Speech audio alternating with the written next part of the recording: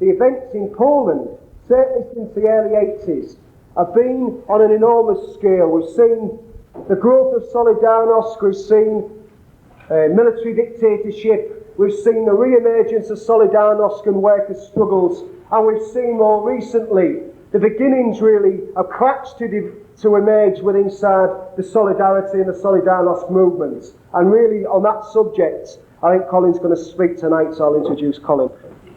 There's one central idea in Marx and in our ideas, and that is the idea that a socialist revolution is quite unlike any other previous kind of revolution. In Marx's phrase, the socialist revolution is the conscious act of the overwhelming majority. Conscious act of the overwhelming majority. What socialism is about is working class people, a mass of working class people taking control of society and running it themselves. That's what socialism is about, that's what socialist revolution is about. Now, it's absolutely central to our politics, and it's central as a question to our understanding of what happened in Poland over the last 10 years. Because one of the things that we've come to understand in the 20th century, ever since the 1905 revolution in Russia, is that one thing that quite regularly happens in a revolution, in a revolutionary situation, is that the working class spontaneously, that's to say without anybody coming along, the SWP or anybody else coming along and telling them to, the working class storms ahead in a mass struggle, and actually very often leaves the socialists behind. If you look at what happened in 1905 in the Russian Revolution, who invented the Soviets in 1905? You think it was the Bolshevik Party? No, on the contrary, the workers invented it, and the Bolsheviks didn't initially know what to make of it, and had to run along to catch up with the working class. We celebrate this characteristic of the working class, tremendous creativity, organizational creativity. In mass struggle, workers leap forward in their forms of organization and their forms of struggle. The same in 1917. The Bolshevik Party had to be whipped by Lenin to catch up with the most advanced section of the working class. Now, in Poland, you have a situation where the working class did exactly the same thing, leapt ahead, but there were no socialists to run along and catch up. And the tragedy, in some senses, you can summarize the whole of my talk in a sense, the tragedy of solidarity in Poland is that there weren't any socialists to run along, catch up, and assess the situation and begin actually to be able to give a lead to a marvellous, inspiring workers' movement in 1980 to 1981. I mean, what Solidarity is today is a pale and miserable shadow of its birth. Now, Poland, then, the story of Poland is a different and a much more tragic story from the socialist point of view. Because what you saw in Poland was an immense creative upsurge by workers. Enormously creative, enormously inventive and powerful and imaginative, and demanding tremendous transformation of society in 1980 and 1981. But terrible defeats. I mean, two defeats. The first one in the end of 1981, when martial law was imposed on Poland. All the leaders of Solidarity, or nearly all of them, a few managed to escape and go underground, but overwhelmingly the leadership of Solidarity was arrested and interned. Solidarity was crushed and banned. The working class organisation was smashed in the factories, and so on and so on. And the second defeat, the defeat that workers are experiencing now, where they've got a government which is called the Solidarity government, which is imposing on them a terrible price for the crisis of Polish capitalism. Now, let me talk about 1980, because most people who've lived for the last 10 years in Britain have not lived through the experience of a great mass workers' upsurge. We've had a few good moments, like the old poll tax riot and so on, but it takes an effort of the imagination now to remember that only 10 years ago the most extraordinary events were happening in Poland in the summer of 1980. There was a general strike in Poland, effectively, in the summer of 1980, with literally hundreds and thousands of workplaces occupied by striking workers. 4,000 workplaces, in fact, occupied by workers across Poland. And those workers in their occupations forced the government not simply to negotiate with them on the government's territory, but actually to send the government representatives to talk with them in the hall of the Gdansk shipyard, in the occupied space that the workers had taken. and to negotiate an amazing series of concessions. From the workers won an enormous series of concessions as a result of this. Now, what's impressive first, the numbers of workers involved. 3.5 million workers involved in the strikes, 4,000 workplaces occupied and so on. But it's not just the numbers involved in that tremendous strike movement, but the form of organisation which the workers, we can say spontaneously, out of their own experience and out of their own lives, generated. There are a number of things. They formed a form of organisation called the Interfactory Strike Committee. And the Interfactory Strike Committee, the basis of it was quite simply, every striking workplace sent a delegate to the Interfactory Strike Committee. Didn't matter what industry it was, didn't matter what trade it was, you were all equal in the one organisation. So in the south, in Katowice, for example, where there was an Interfactory Strike Committee from late August onwards, there were delegates from pits with thousands of workers in, delegates from steelworks with tens of thousands of workers, and then there was a delegate from a beauty salon, which had also gone on strike and occupied, and they had equal say in the strike committee, because it was one workers' organisation. None of this division into, we're from the EEPTU, and we can't talk to you because you're a member of NAPFI, or you're a member of the TNG. We've got our own rules and so on. One organisation, completely solid. A working class organisation, not a sectional organisation. Not just that, but the demands which were raised, because this was a general movement of the class, that it was no longer a question of saying, let's fight for a little bit more money. Once they'd formed this kind of organisation, immediately their horizons expanded. Immediately their demands became political demands as well as economic demands. Demands about the health service, demands for the abolition of censorship, demands for the freeing of political prisoners, and first and foremost the demand for new, independent, self-governing trade unions. And they won all these demands from the government. They even won a demand that they could be allowed to erect a monument to workers who'd been murdered by the regime 10 years before. You think, well, what's impressive about that? I invite you to come to my home city, Manchester. In 1819, I think it was, the cavalry cut down a number of workers at the Peterloo demonstration. We still haven't got a plaque. Nearly getting on for 200 years afterwards, we still don't have a memorial to Peterloo in Manchester. They got one for workers whose families were still alive. And not just a memorial, a little plaque on the wall. This thing stands hundreds of feet high, towers into the sky over Gdansk. They won the right to build this monument. They won, their form of organisation was not just of occupation and strike, they started to take control in numbers of centres of actually distribution and so on. For example, they started to take control of transport. The taxis ran in Gdansk, for example, under the control of the strike committee. The bus workers and the tram drivers and so on went back to work and worked with posters all over their trains and their trams and so on, saying, we are on strike, but we are working to make your life easier. But it was now, they were working under their own control. The bakeries reopened under workers' control. The lorries ran in Gdansk under workers' control and so on. They began actually to take control of the distribution and production process, just the beginnings of it. But nonetheless, out of the necessity of this mass strike. And the form of organisation lastly was so incredibly democratic.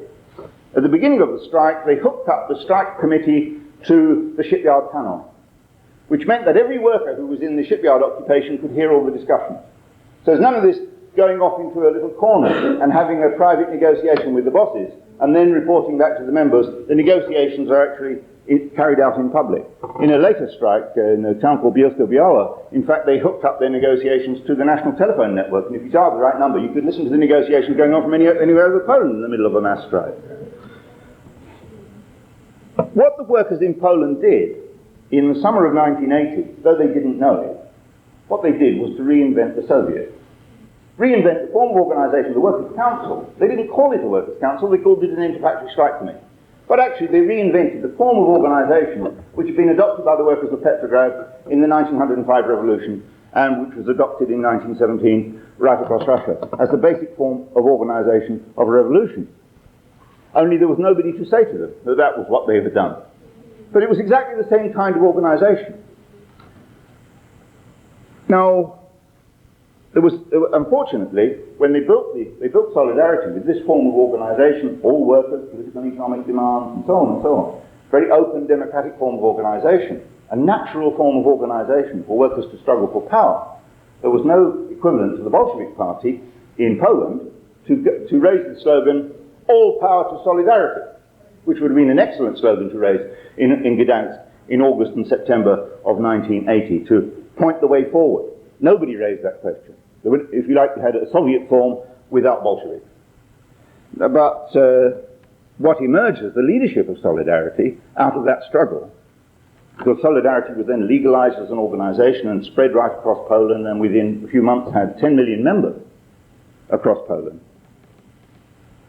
What emerged as a form of leadership was the kind of leadership that initially emerges in the beginning of every great revolutionary movement. That's to say, a reformist leadership. It's not the case that workers immediately leap into the situation where their leaders are revolutionaries. Who led the Soviet in 1917 in Russia after February? I think it was the Bolsheviks. On the contrary, it was the Mensheviks, it was the Nilkinnaks, if you like, the Willises of the time. The right wing, the moderates, the compromisers, they were the people who came to the leadership of Solidarity. They had names like Lech Wałęsa. They had names like Tadeusz Mazowiecki, who today is the Prime Minister of Poland, a Catholic intellectual. These were the people who came to the leadership of Solidarity. The intellectuals, the quite moderate workers, and so on. And their view was that Solidarity shouldn't seek to be more than a trade union. At the same time, this was a very peculiar kind of trade union that had just fought for the freeing of political prisoners, for changes in censorship, for the church to be given access to religious broadcasting, and all sorts of political demands of this kind. Very odd kind of trade union, not what we think of as a trade union, much broader, much more open, much more vibrant, and much more democratic in its principles and its aspirations.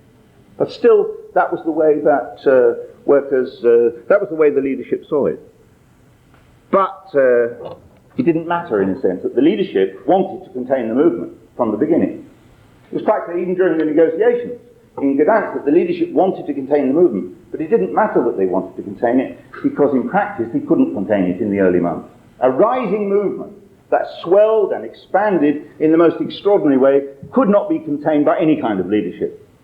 And as I say, within a few months there were 10 million members in Solidarnosc, the Solidarity, and they simply grew and grew and grew. And 10 million grew to be more workers in terms of the proportion of the labour force than the TUC has organised in 100 years. They organised in 4 months. Most workers in Poland automatically became members of Solidarity. It became white-collar workers, manual workers, etc., etc., etc. Only this was achieved through enormous battles and tremendous victories. I mean, there were 4,800 strikes in a period of 2 months in Poland after the victory in Gdansk, and there were big strikes and little strikes. You know, the director of an aircraft factory would put out a notice within a couple of weeks of the settlement in Gdansk saying, inviting workers to sign, saying, I invite you to sign the following. The workers of the aircraft factory do not want to join Solidarity. And please sign underneath. And they said, we don't quite like the terms here. What we actually like is, we don't want this man to be the director of our factory anymore, please sign here. He was sacked. Quick strike, and out he went. And there was tumbling of officials all over Poland, in industry, and so on and so on. In the city of Radom, 500,000 workers went on strike to remove the police chief. Now, you think of the scale of this, the confidence that is in workers to be able to do this, and that they get rid of the police chief as well, that he's forced to resign. I mean, imagine, I come from Manchester, where we have a particularly well-known police chief, a man called Anderson, who, like the Pope, speaks to God, and has God speak to him. And imagine the whole of Manchester going on strike for the removal of James Anderson, and succeeding, right? Well, I mean, to get the whole of Manchester out on strike to remove James Anderson probably would settle his fate, but actually they did it. That kind of scale of strike and so on, and the imagination and the confidence that's in workers to do that. There was a guy arrested for having a secret document that he was running off on a duplicator, on a Solidarity duplicator in Warsaw. The whole of Warsaw went on strike when he was arrested, and within 48 hours he was sprung from prison. Can't possibly hold him under those circumstances. And the steel workers who led that strike refused to go back when they'd won, saying, we've got some more demands now. We're not satisfied, we want to stay out. And in the end, Wałęsa had to be flown down by the government from Gdansk to speak to them, beg with them all night, please go back to work.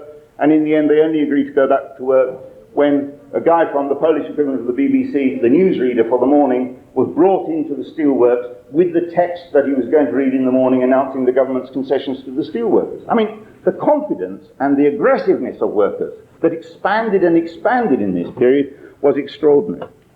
And not just workers. Because this was a workers' movement that wasn't just fighting over wages and factory questions, it necessarily, because it was fighting for, implicitly at least, for the democratization of society, for a new kind of society, it of course pulled behind it and into itself every kind of oppressed and exploited group in Poland. It wasn't just a move. The working class led the nation, you might say, which was what Marx said would happen in a revolution. The working class movement pulled the peasants. 3 million peasants joined a new organization called Rural Solidarity. The students in the colleges up and down Poland occupied their colleges in the autumn and winter of 1980 to 1981, demanding the reconstitution of their colleges. We don't want to have to learn compulsory Russian anymore. We want to change the content of our courses. We want a different kind of Poland. We want a different kind of society, and so on. And of course they called themselves Student Union Solidarity. The peasants called themselves Rural Solidarity. Of course, the pensioners in the queues outside the shops began to organize self-governing queues with committees, so that, you're an old person, we'll look after you, go and sit down, and we'll keep your place for you in the queue outside the meat shop, and so on. In the flourishing of Solidarity, all this happened. The philatelists of Poland reorganized and called themselves the Philatelist Union of Poland, bracket Solidarnosc, self-governing, independent, etc. Because there was, one writer says, there was an orgy of popular participation in Poland. This is what, of course, we mean by the heart of the idea of socialist revolution. The very heart of it, that people are beginning to feel confident, they are changing, their morale is changing, they are growing. Spiritually, you might say, I don't want to use religious language, but in a real sense, they are developing. One Polish writer writes in his diary, for the first time in my life, I feel I live at home in Poland. Because the people are taking control of their own society for the first time. They have this feeling of advancing, and the regime is crumbling. Whenever they attack, the regime retreats. Concessions after concession. You have a situation in practice which is one which Marxists call a situation of dual power. There was the government officially in control, but Solidarity was a rising tide of popular movement which was confronting the government and which was capable, therefore, of constituting itself as a rival power in Poland. A different kind of institution with a different kind of basis, popular, democratic, open, and so on. The government, in these circumstances, retreated, lost confidence, its officials were being tipped out of office all over the place. There was a lovely story which illustrates the change in the balance. We talk about the balance of power sometimes in society, and the balance of class forces. And we think of this purely in, perhaps, big physical terms. It gets down to people's individual psychology. A doctor wrote in an article in an official Communist Party newspaper in 1980, describing how in her hospital, once the news of the victories of the workers came in, all the working class patients in the hospital got better and discharged themselves from hospitals. Against medical advice. They would go home. I'm going home. Life is too good to be in hospital. And the hospital emptied. And then a few weeks later it began to fill up again with deputy party secretaries and underformed and people like this. There's a change in the morale of the classes, reflected medically, as it were. You can understand this. Who gets depressed in our society? Workers. In a revolution, who gets depressed? Bosses. It's nice, straightforward. We can expect to see that again one day. And so on. Now, you can say everything that's happened all of this has happened from impulses directly arising amongst the Polish people, amongst the Polish workers, and then amongst the Polish people more generally, spontaneously. You can see in the events of Poland in the summer and the autumn and the winter of 1980 to 1981, what Lenin, in a beautiful phrase, writing about the 1905 revolution, called the festive energy of the people. In a revolution, festival of the oppressed, he said, a festive energy of the people, spontaneously developing and growing with the victories, growing more and more. The more that there were victories, the more confident people became, the more capable they became, the more imaginative they became, the more strong they became in their sense of themselves, and so on. But of course, when we talk about spontaneity, there are always two sides to it. Spontaneity, we are spontaneously strong, and at the same time, if you're Solidarity, we spontaneously think that Lech Wałęsa is an absolutely marvellous chap. And wherever he goes, we greet him with flowers and we carry him on our shoulder through the streets, and so on and so on. And we don't notice, spontaneously we don't notice, that Lech Wałęsa actually is telling us to cool it. that the leadership is not actually terribly keen on what is happening, because when you look at the leadership of Solidarity in this period of this rising tumultuous movement in Poland, the story is a very different one. This is the sorts of things that they say. Colin, for example, who was a lefty at this time, he's now the Minister of Labour, of course. All ex-lefties become Ministers of Labour. Barbara Castle did that in Britain. He said, every time the working class wins a victory, he says now, there is, I'm afraid to report, he said, a sense of disappointment. Now, he didn't report this with joy. Every time the workers win something, they're disappointed. They want still more. Rather, he says, this is a problem. This is a problem for us.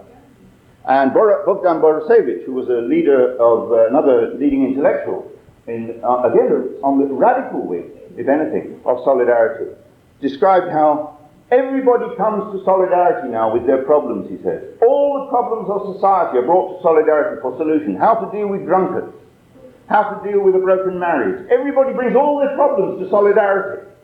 You think, this is great. And what does he say? And that is a great problem for us. It is too much. We've got to contain it. The people are wanting too much. They're looking for too much out of Solidarity. That's the response of the leadership. We've got to contain it. Their view, the view that became increasingly articulated amongst the whole leadership of Solidarity, was Solidarity must not go too far. We mustn't go too far. We mustn't advance, we mustn't threaten the state. We must make a careful distinction between the things we can demand and the things we can't demand. We mustn't go for power. Above all, we must not go for power. We must make the revolution halfway. They talked about the self-limiting revolution. They forgot the words of Saint-Just from the French Revolution. Those who make a revolution halfway dig their own graves. And unfortunately, Saint-Just was to be proved all too correct a few months later. Every revolution, they said, produces a dictatorship. They came up with all the justifications that you will hear, all the arguments you will hear against revolution came from the leadership of Solidarity. The Russians will come and smash us if we go too far. The church was against, of course. The church argued, you must be moderate, you must deal... this is not a victory, they said, whenever the workers won a victory. This is an advance for society. But nobody has won anything and nobody has been defeated. When the government is reeling and workers are rejoicing in the streets at another victory, and the church is saying, this is not a victory. This is an advance for society. And so on. Everybody gains from this, they would say. And muffle it and compromise, turn everything into a compromise, and so on. The intellectuals always, the majority of intellectuals, have a fantastic distrust for the workers anyway, and the intellectuals were embedded in the leadership of Solidarity. Very moderate, liberal intellectuals, Catholic intellectuals from the Warsaw Institutes and so on, were up there all the time, gathering themselves round for Węzeł, whispering in his ear, pulling him to the right, pulling the others in that leadership towards moderation, towards compromise, and so on. What we need, they said, is a partnership with the state. A partnership with the state. Now, there were two consequences, two logics, if you like, which followed from their arguing this. Firstly, in order to have a partnership with the state, they must help the state to revive. They must prop the state up. They must protect the state. They must say the state's got its proper sphere, and we mustn't attack the state. And the second thing they did was, in order to arrive at a compromise, if they're going to have a partnership with the state, they must stop threatening the state. And they must stop their members threatening the state and threatening the whole system. And that meant, in practice, that what the Solidarity leadership rapidly found themselves doing whenever they had the opportunity was demobilizing the membership. Not mobilizing them, not leading them forward, but pulling them back. In the autumn and winter of 1980 to 1981, it was reported in the newspapers that Lech Wałęsa was suffering from serious nervous exhaustion. Why? Because he was running all over Poland trying to stop strikes. That's why he was suffering from nervous exhaustion. He described himself, I'm a fireman, he said. I rush around Poland trying to put out fires. Not light them, but put them out. Put them out, contain them.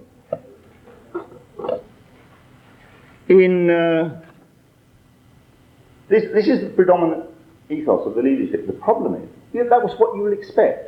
In every revolution, in every great movement, you'll expect to see that. Some people saying, don't go too far, we mustn't go too far, contain the movement, push the radicals back, try and contain the movement, stop the action, etc. You get it in the poll tax union, you'll certainly get it in a mass movement like Solidarity. You'll see in any great revolutionary movement, that tendency emerging. The problem is, the opposition to that tendency didn't exist. In this first period, there is no real opposition to that tendency at all that's got any kind of coherence. There were some people in one or two newspapers and so on of Solidarity who published Marxist ideas, very abstract ideas, saying, in a very abstract form, saying, ours is a class society. The system is not in the interest of workers. That sort of thing, but they're not coming to any kinds of organisational conclusions about what that implies, about transforming the system. Saying solidarity is objectively socialist, but not drawing any conclusions about the necessity of socialist organisation and so on. Inside solidarity, there was no fight. There was no alternative current emerging in this period, in the period of the rising movement, no focus of opposition to Wałęsa at all, and to the group around him at all. And finally, after battle after battle after battle with the regime, there comes a crisis. In the spring of 1981, 7 months after the founding of the Union, a period of upsurge and upsurge comes to a crisis, when people from the leadership of Solidarity in a town called Bydgoszcz are beaten up by the police, quite publicly. It's an open provocation, it's an open come on to the Union. This is the moment when things have got to be decided one way or the other. And the Union has an emergency national committee meeting and calls for a 4-hour general strike immediately on the 28th of March and says, if we haven't won all our demands within 3 days after, then indefinite, unlimited general strike with occupation. And the 4-hour general strike went ahead, and it was the most solid general strike I ever heard of in history. Everything shut down for the 4 hours. The Communist Party told its million members in the factory to scab. They ignored the Communist Party in participation in helping to organise the strike. The best side of them came to the fore in this in many cases. If you switched on your television for the 4 hours of the general strike, you saw on your television screen a simple slogan, Solidarnosc, on strike. Wouldn't it be nice? Tomorrow night, say, between 7 and 9. Sorry about that.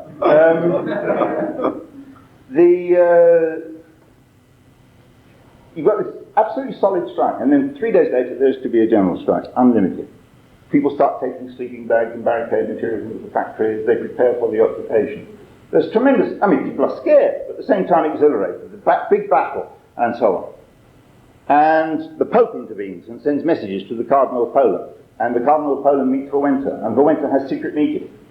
Quite independently of he's the elected chairman, but he doesn't meet with the rest of the elected leadership of the Union, and he suddenly appears on television the night before, on the 30th of March, and says, the general strike is off. Just like that, the general strike is off. And what's interesting is that when he announced the general strike was off, it was just off. That's to say, there wasn't a single factory that I've been able to find any account of anywhere that then went on strike, that said, balls to Wałęsa, or what is it? Bollocks is the current phrase. Bollocks to Wałęsa, we're going on strike anyway, just to make the point that we're not, not everybody agrees. There was tremendous anger, wave of anger amongst lots and lots of militants inside the Union, but nobody was independently organised. Not one single workplace. Despite 10 million members, all that mood and so on. There was no kind of independent, everything was censored, everything was completely united, and then when Wałęsa said, stop, it all stopped. And it was a crisis because there was a tremendous row inside the Union leadership over the days that followed. But nobody could put forward an alternative. There emerges thereafter a group who begin to be called and to call themselves the radicals inside Solidarity, who criticise Wałęsa for his undemocratic behaviour and so on, but they don't have an alternative perspective. And because they haven't got an alternative perspective, they haven't got an alternative way forward, they criticise in purely personal terms. Some of them go around saying, Wałęsa has been corrupted, he's been bought, or something like this, but they haven't got an alternative explanation, they haven't got a line, they haven't got an understanding of the dynamics of the process, the problem of the bureaucratisation of the movement, and so on. And the movement gets thrown right back. After the cancellation of the general strike, there is a period of 3 months when there's not a single strike. There've been strike after strike up to then, suddenly there are no strikes. 3 months, no strikes at all. People stopped going to Solidarity meetings. Workers stopped putting themselves forward to be delegates to the Congress in the autumn because suddenly they're told, well, if you're going to be a delegate, you've got to make a speech. and they say, I don't know what to say, I don't want to make a speech, and they refuse to stand as delegates. Workers withdraw their name to be delegates to the Congress. So the Congress in the autumn is dominated by intellectuals who are always willing to speak. Even if they've nothing to say, you know that very well. I mean, here I am. And so on. The government, however, still in this position, in the spring and the early summer, is not yet in a position to seize the opportunity presented by the sudden weakening of solidarity.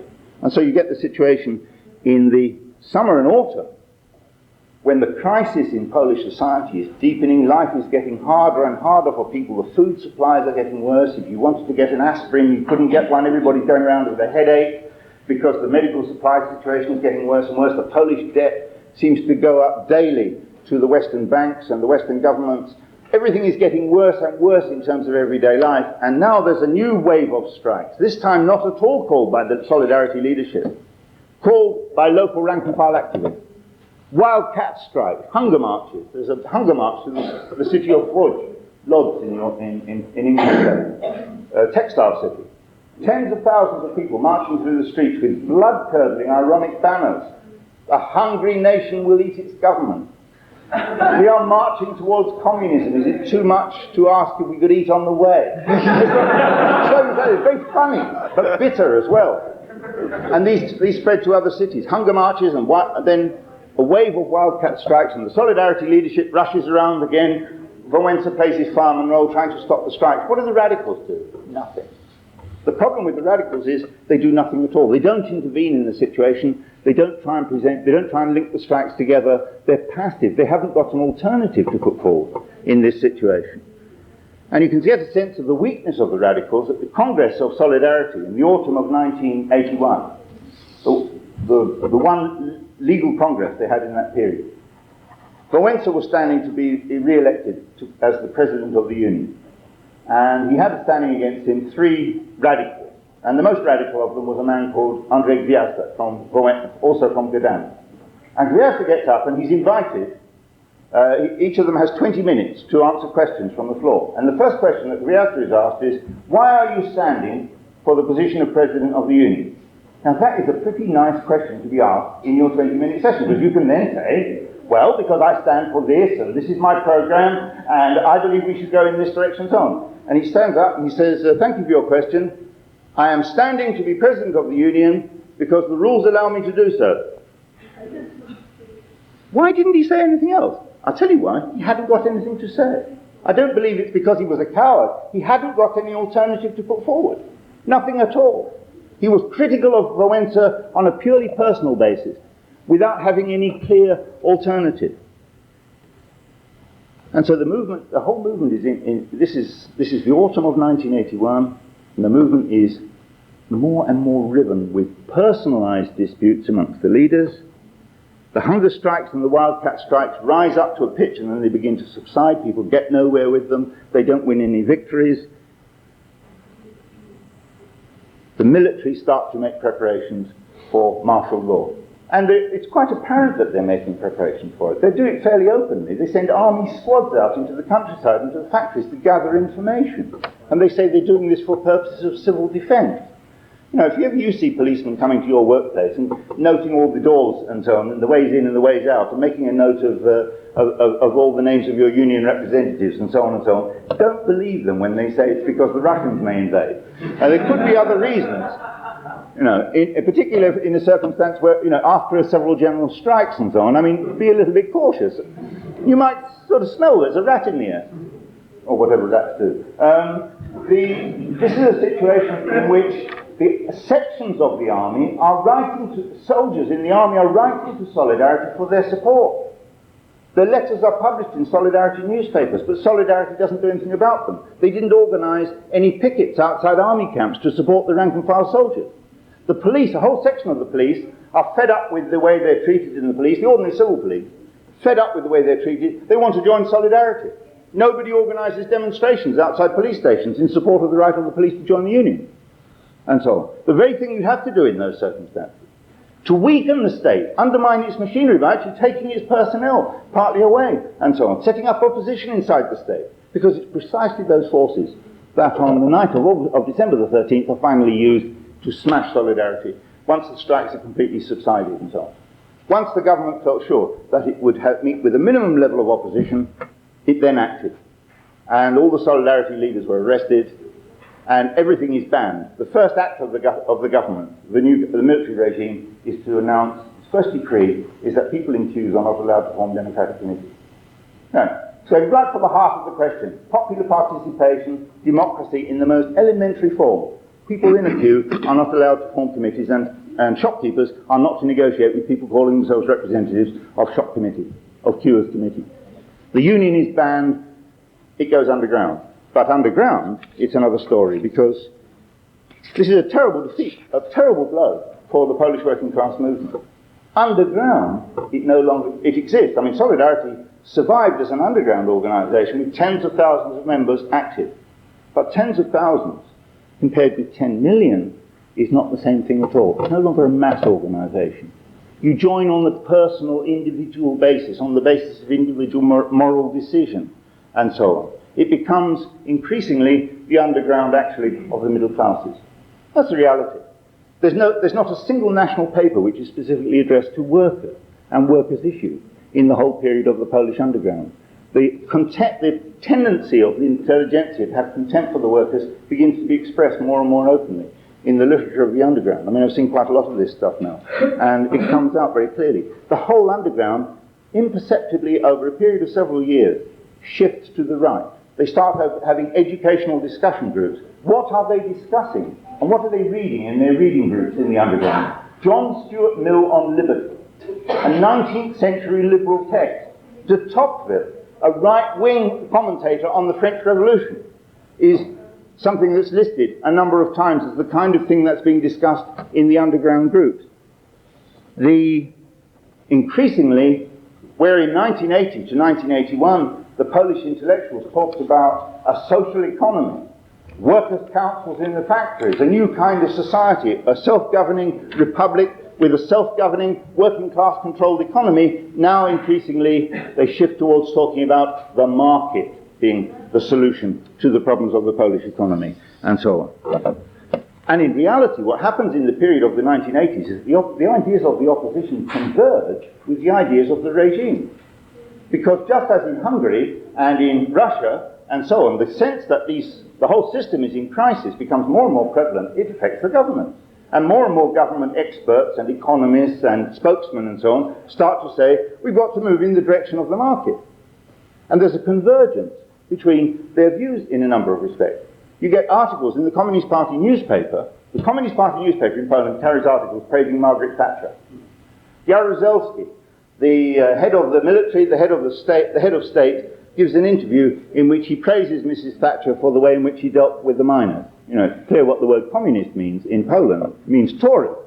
Supporter of the Tory party is what... but there's a convergence between their views and the views of the opposition.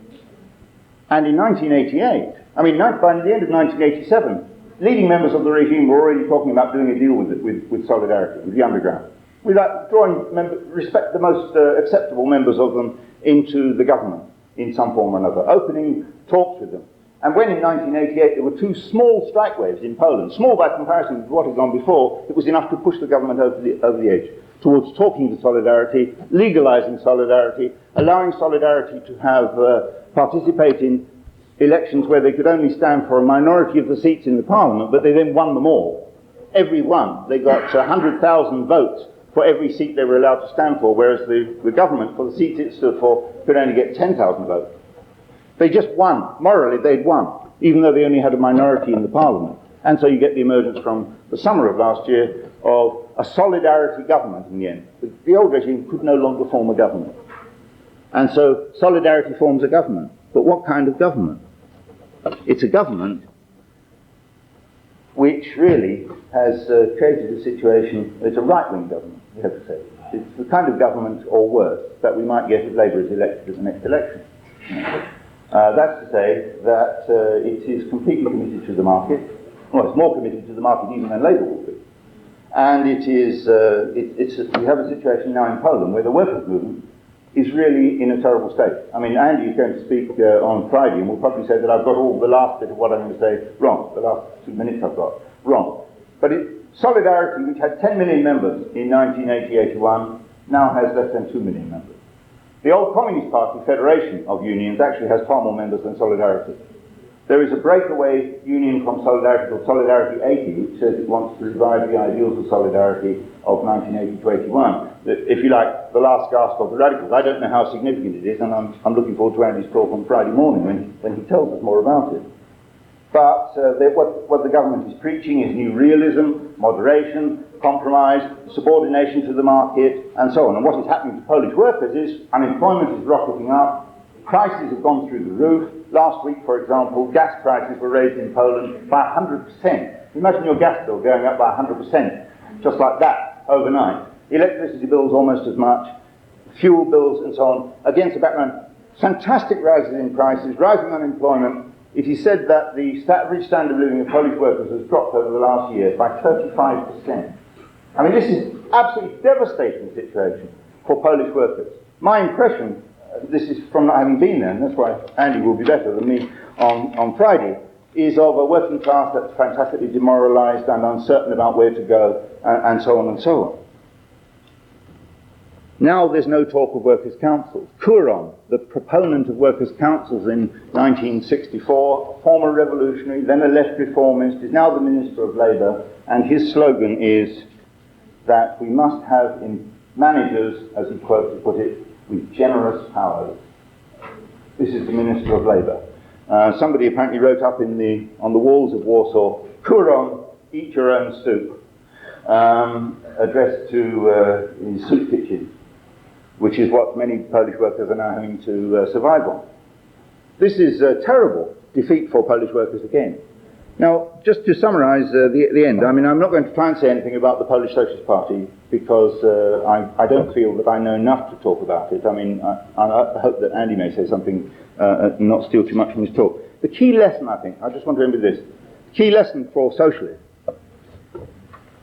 is that it is not enough to have the most marvellous workers' movement that we've seen anywhere in the world since the war. That is not by itself sufficient. You have to have socialist organisation as well. I mean, a socialist organisation without the marvellous workers' movement can't change the world. What changes the world is the movement. But it has to be led somewhere, because if socialists don't lead it, others will. And there has to be socialist organisation. And it's no good talking about building socialist organisation when there is a rising movement. It's too late then. You have to begin building socialist organisation in the dark period, in the quiet period, in the period when the best that you can say is, well, we had a very good poll tax drive. In the period when, yes, we can recruit a few more members. It is vital that we recruit more members in this period, in this country and in every other country in the world, that we build a revolutionary socialist tendency in the world, that we don't have any more tragedies like the tragedy of Solidarity, the most superb movement that goes down the plug hole without any, in the end, much in the way of a fight back, that in the end is converted into the worst instrument of capitalism. Because that's effectively what's happened to Solidarity.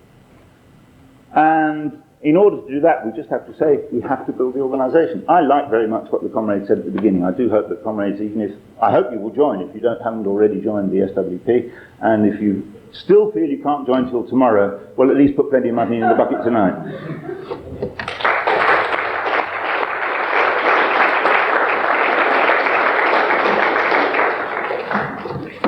Right. I'll bring Colin in. Since we've got to talk about the church. The question of why didn't it spread across the borders? I think basically what Nick Howard said was right, that it did spread across the borders. The problem is, there's no question, it spread very slowly. I mean, it took 9 years, from 1980 to 1989, for it to arrive in the Ukraine. Because last year, when the Siberian, Ukrainian and other miners went on strike, one of the demands of the Ukrainian miners, their final demand was, we want a new, independent, self-governing union, and we want it to be called Solidarity. It was 9 years bloody too late. I mean, if they'd raised that demand and gone on strike in 1980 to 1981, it would not have given the boost to Solidarity. There's no question. I mean, there's an interaction between they did feel relatively isolated within Poland. You can point to things that happened outside, but fundamentally, it did have a slightly conservatizing influence, I think. The fact that it was slow to spread. On the other hand, There was no way, if you want to know how to make sure it doesn't spread, is make sure you get absolutely crushed by your army. Because then the idea will not spread with any glee to other countries, because then it has a depressing effect throughout the whole of Eastern Europe. So it's a two-way thing. The question about the role of the church and nationalism, you see, I think there's a real danger that we treat any of these things as fixed entities. There is nationalism or there isn't nationalism, or there is the church or there isn't the church. You have to understand, for example, that religion, for many Polish workers are religious, but actually how they understand their religiousness and what they make of it depends on the circumstances. The church, as an organisation, is a conservative institution. It always argued for a compromise with the regime. It had set up a very nice arrangement with the regime. To all intents and purposes, after 1956, the regime let it build more churches. Whenever there was trouble, in return, the church would act in support of the government. It would preach the cardinal would preach sermons saying, stop the strikes, the calm and order is what we need, back to work, lads, in appropriate theological terms. That was the message always from the church, and it always has been. But the religiousness of workers is another matter, because in the middle of the strikes, for example, in Gdańsk, there's a worker's memoir from the port of Gdynia. He's a very religious worker who can only understand his experience in religious terms. He's going through this marvellous experience. He's horrified by what the church has said. He condemns the cardinal. He condemns the Pope for not understanding, as he puts it, that Jesus has come back to earth and is now wearing our sweaty overalls, as he puts it. We are carrying the cross, he says. We are Jesus reborn. Now, given the socialist language for explaining his feelings is not there. But, so what does he turn to? A powerful language, in which he expresses, we are everything. We can be everything. He's organising the strike in the port of Gdynia, and so on, saying that the princes of the church, he calls them, have betrayed the workers. In religious language. If I was a cardinal, I'd be much more worried about him than some atheist, to be quite honest, because he's much more subversive to the church in the long run if he starts spreading messages like that. Now, so it depends. It seems to me, what is clear is that the left in Poland has fudged the issue on both questions. The left has to come out against nationalism. The left has to be anti-nationalist. If the Poles had been playing in the World Cup, it would have been the duty of Polish socialists to cheer for the other side. And that would have been a very difficult argument to carry in Poland, there's no question about it. As it's difficult to carry it in this country in practice. I found it even difficult to remember always which way to cheer, if the goals went in. And when you're actually having the argument with somebody, it's actually quite difficult. But the argument has to be conducted. Rosa Luxemburg's pamphlet, Socialism in the Churches, ought to be republished in Polish by a Polish socialist organisation. It ought to be. The case against the church, about the political role of the church, ought to be explored. There are good books available on this in the West. I don't know whether these books are... There are people who write against the church in the underground and even the official publications about the church censoring things, for example. The church recently, now that there's a new government, has been banning what it calls pornographic films from cinemas and so on. Quite interesting with the discussion about the campaign against pornography. The Catholic Church is saying... And a few people are quite rightly saying, what's the difference between Stalinists introducing bans on what people can see and the church doing so? Absolutely right question to ask. But the left ought to be asking those questions and raising them all the time. Has to be hard on the question. What you can't do is treat them as fixed entities. The church the church itself is a divided organisation. It's not the case that all the parish priests are like the bishop and like the cardinal, for example. The cardinal supports an openly right-wing party now. There were priests who were close to Solidarity. There were other priests who sponged off Solidarity. There were other priests who were frightened of Solidarity and hostile to Solidarity. An organisation like that is got all sorts of different sides to it. In the middle of the period of illegality of Solidarity, large demonstrations were allowed to be held in Poland, religious demonstrations. It was the job of socialists to be on those. If they had been socialists, they should have been on those demonstrations, because there were thousands of young people singing things like Joan Baez's songs and Bob Dylan's songs being shepherded along by hippie priests. Now there's marching for 3 weeks. Marvellous opportunity to do socialist propaganda in what was actually an anti-regime demonstration with all the religious stuff you'd have to deal with. But you have to be there where people are and expressing any kind of opposition. Now, quickly, I'm spending too long. The question which was asked about why wasn't there an opposition to the rights, to Wałęsa and so on, because it isn't immediately obvious to people that there needs to be, fundamentally. You know, you've got a tremendous rising movement. Everybody feels stronger and stronger. It's true, you hear every now and again, you know, Wałęsa is going around telling this group of workers to stop striking and so on and so on. They argue with him. But how many people are able, without any previous theoretical background and understanding, to put it all together and see the picture and say, all over the world, workers' movements always have a tendency to develop bureaucracies which have to be fought by the rank and file. It takes an effort of organisation, it takes theory. That didn't exist, there was no tradition. Because the previous left had moved to the right, people like Colin and so on had moved to the right, there was nobody. And unless there is somebody there arguing the socialist line, it doesn't get argued. It doesn't emerge automatically. If you go on strike in your workplace, it doesn't automatically follow that everybody in your workplace will immediately think, yes, and we must try and recruit people to the SWP for it. It takes effort and thought and imagination, and it requires an organisation to remind you have to sell socialist worker at the strike meeting when your main concern is to argue the strike motions, and also you have to build a political organisation. It's a difficult argument to win. It's not something that automatically flows out of a workers' movement, but actually there has to be the building of a socialist organisation in the middle of that. Anybody who tried to do so would have been condemned as a splitter. Remember, anybody who said in the middle of Solidarity we must build an opposition to Wałęsa, people would have said you're an agent of the regime. Always there would be red baiting. There's red baiting everywhere. There's red baiting in America, there's red baiting in British unions, there's red baiting everywhere. There certainly would have been red baiting in Poland, there will be red baiting in Poland. The left just has to face up to it. It has to say, of course we're going to get red baited. We'll have to learn the answers. We'll have to work out how to deal with it. We will get red baited. They should have gone to the... I mean, Andy says that the PPS couldn't make up their minds, in fact didn't go to support the railwaymen. There has to be a big argument with them. There's nothing else. There has to be the argument. There has to be clarity. There cannot be built a socialist organisation in Poland without immense clarity. If they believe... I mean, I hear that some of the representatives of the socialist left in Poland have joined the Fourth International. They are loonies, absolutely mad to join the Fourth International. Two reasons. The first is that actually the Fourth International's record on this question is dreadful.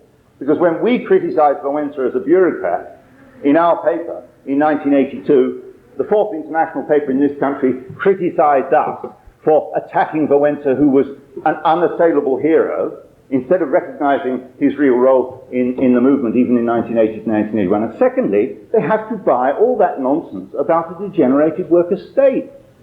It disarms them from the beginning. They don't understand their own society. They don't understand the pattern of the class struggle in their own society if they buy that. We're going to have some fierce arguments with the comrades of the Polish Socialist Party to try and win them to revolutionary socialist ideas. We will not win them all. We have to try and win some. And it will be a hard fight. It always is a hard fight to build an organisation. It's never easy. You know, everybody knows that. Who's ever been to an SWP, who's ever been in an SWP branch? It is not easy to build. You have to do it though. And the thing you need more than anything else is not optimism or pessimism, which were the two things that were being contrasted. You need realism. You have to say what the world is like, and you have to say what has to be done.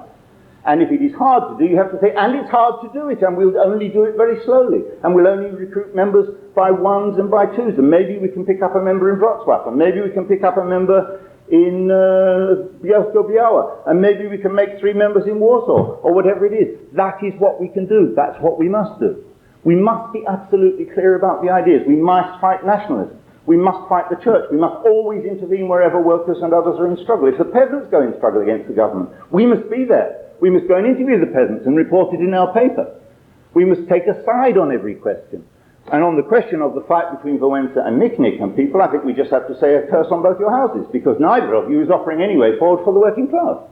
Both of them are in favour of more unemployment, of higher prices. In reality, Wałęsa went to the railwaymen's strike. He wasn't afraid to go there. What did he tell them? Go back to work. Support your government. This is the government that he says he's opposed to. I mean, he plays the same role that he's always played, going down there and arguing with workers to go back to work and making speeches that are absolutely incoherent in the process. I mean, you should see the text of Wałęsa's speeches. He makes noises, not speeches. And somehow, he gets re-elected. That's another matter. But I think that's it. The key thing, you see, it is not, the comrade here says socialism is impossible as an idea. It's impossible as an idea everywhere, comrades. Nowhere in the world is there a majority in favour of socialism. Anywhere in the world, there is not a town in the world where you will find a majority in favour of socialism. Nowhere. It is a discredited idea everywhere from the North Pole to the South Pole, and probably on the Moon and Mars as well, right? However, it is a vibrant idea, and it is a correct idea, and it has to be fought for. It is also not an impossible idea. We're in the middle of a movement of workers that is demanding that they should decide who makes up the state, that they want to run the factories, that they want to do a more decent health service, under workers' control, and so on. What does a socialist say? I agree with you, comrades. That's what socialism is. Oh, is that what socialism is? We thought it was what those bastards did. You can win people to socialism under such circumstances. This is what socialism is about. That's what that movement contained as a potential. It didn't realise its potential because there were no socialists around to point some obvious truth. We have to make sure that next time, and there will be a next time, I mean, when the next time will be is a matter of, we're not in the prophecy business, but what we have to be clear about, there's a fantastic traditional struggle in the Polish working class. 1956, 1970, 1976, 1980, there will be more explosions of Polish workers. The question is, will there be socialists there next time, organised with clear ideas, knowing what they're doing, able to try to give a lead, able to try to make sure that another great defeat does not happen?